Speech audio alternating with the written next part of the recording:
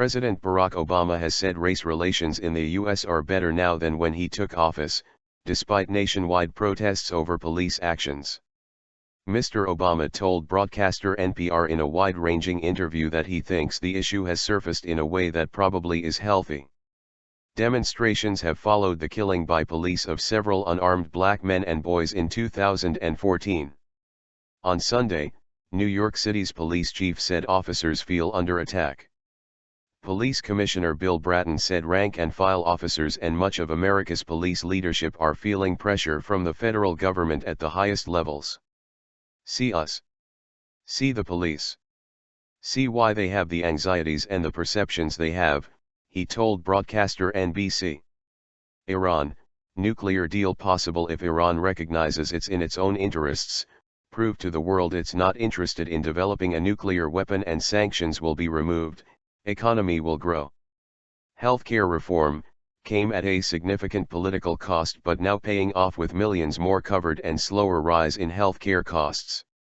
Economy, lower deficit, strong growth in output and jobs, wages ticking up for first time, low inflation, high energy production high.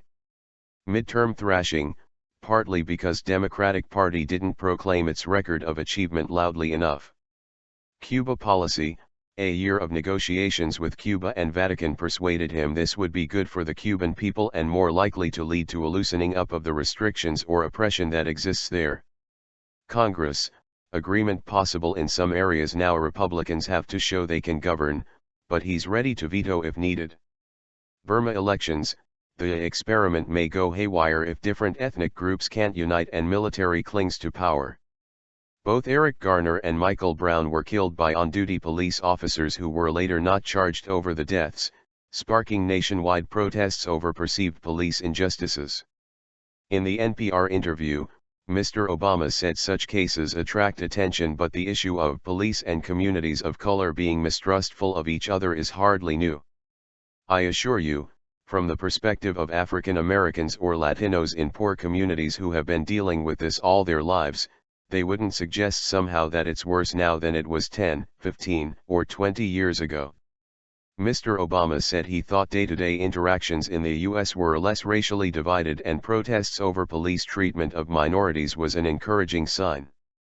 I think that the fact that there's a conversation about it and that there are tools out there that we know can make a difference in bridging those gaps of understanding and mistrust should make us optimistic. The apparent schism between people supporting the police and those supporting the protesters has been most sharply felt in New York.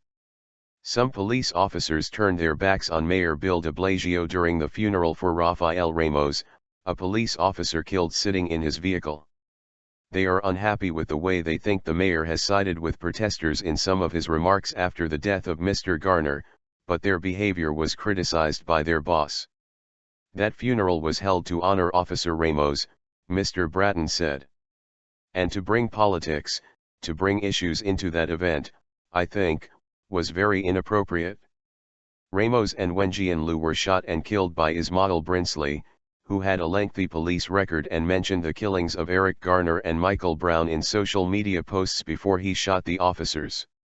Meanwhile, in Ferguson, Missouri, where teenager Michael Brown was killed, a police officer has been suspended after calling a memorial for Brown at the spot he was killed a pile of trash. City officials said negative remarks about the memorial do not reflect the feelings of the Ferguson Police Department.